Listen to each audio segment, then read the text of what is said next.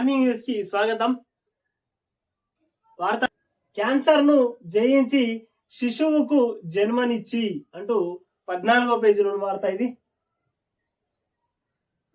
ఎల్లుండిలోగా 1,00,000 నేను విదేశాల నుంచి రాగానే రూపాయలు 2 లక్షల రుణమాఫీ చేస్తా. రైతుల పట్ల చిత్తశుద్ధిని చాటుకుంటాం. అధికారం పోయిన బాధ్యత తండ్రి కొడుకులకు ఇంకా తగ్గలే. కేసీఆర్ కేటీఆర్ మధ్య సమన్వయం లేదు. 2014లో జైపాల్ రెడ్డిని సీఎం అభ్యర్థిగా ప్రకటించి ఉంటే కాంగ్రెస్ గెలిచేది. పార్లమెంటు తలుపులు మూసి తెలంగాణ బిల్లును పాస్ చేయించడంలో ఆయనదే కీలక పాత్ర. రూపాయలు 10 కోట్లతో Kalwakurthy skill development centre Hyderabad Kalwakurthy మధ్య 4 వరుస రహదారి. కల్వకుర్తిలో జైపాల్ విగ్రహావిష్కరణలో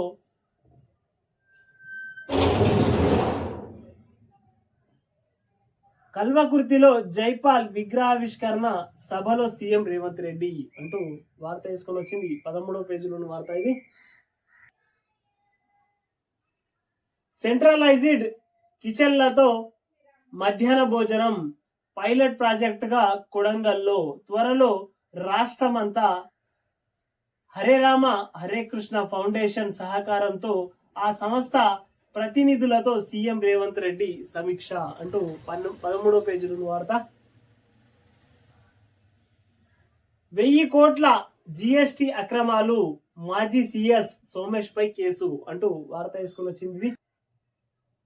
2 వాణిజ్య పన్నుల అధికారులపైన ఎఫ్ఐఆర్ లో ఒక అసిస్టెంట్ ప్రొఫెసర్, జిఎస్టి సాఫ్ట్వేర్ తయారీ కంపెనీ కూడా 70 కంపెనీలకు అడ్డగోలుగా ఇన్పుట్ క్రెడిట్స్ ఫిర్యాదు చేసిన కమిషనర్ రవి కేసు నమోదు. ఫిబ్రవరిలోనే ఇచ్చిన ఆంధ్రజ్యోతి. అప్పట్లోనే అధికారులపై సోమేష్ ఒత్తిడి, విచారణ నిలిపేందుకు యత్నాలు. సిఎస్ గా ఉన్నప్పుడు ఆయన వద్దే వాణిజ్య పన్ను శాఖ అంటూ వార్త తీసుకుని వచ్చింది. 13వ పేజీలోని వార్త. మొత్తం మీద 1000 కోట్ల జిఎస్టి అక్రమాలు జరిగినాయి అంటూ వార్త తీసుకుని వచ్చింది. ఇక్కడ మనుబోని 10 మీటర్ల ఎయిర్ ఫిట్టర్ లో కాస్యం. ప్యారిస్ ఒలింపిక్ లో భారత్ కు తొలి పతకం.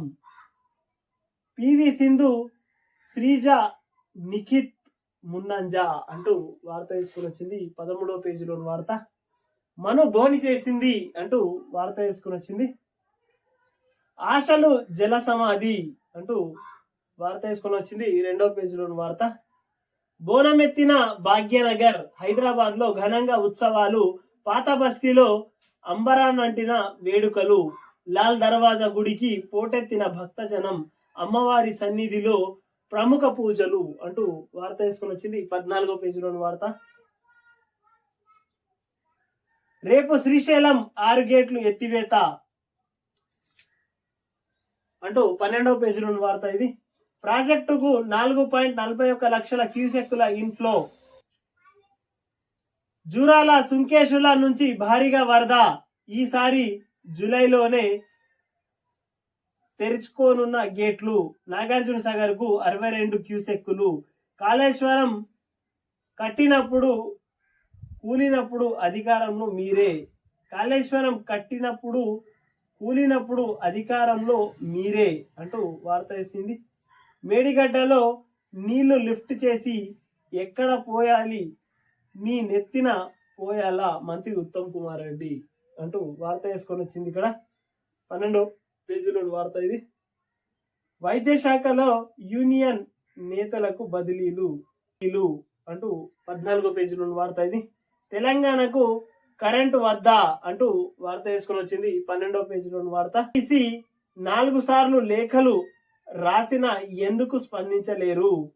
మీ అలసత్వంతో 2400 మెగావాట్లు విద్యుత్ ఇతర రాష్ట్రాలకు వెళ్లే పరిస్థితి. సర్కారుపై కేంద్ర మంత్రి కిషన్ రెడ్డి విమర్శ. రామగుండం ఎన్టీపీసీ 2 ప్రాజెక్టు పీపీఏకు ముందుకు రావడం లేదని వెల్లడి. కేంద్రం సహకరిస్తున్నా పట్టించుకోవడం లేదని ఆరోపణలు అంటూ 12వ పేజీలోని వార్త. మొత్తం మీద తెలంగాణకు కరెంటు వద్దా అంటూ కిషన్ రెడ్డి గారు చెప్తున్నారు. కిషన్ రెడ్డి గారు, మీరు కూడా తెలంగాణలో ఉన్నారు కదా, కరెంట్ ఎట్లా వద్దా అంటూ తెలంగాణ ప్రజలు అడుగుతున్నారు సార్. కేనన్ టీవీని సబ్స్క్రైబ్ చేయండి, షేర్ చేయండి, కామెంట్లు పెట్టండి.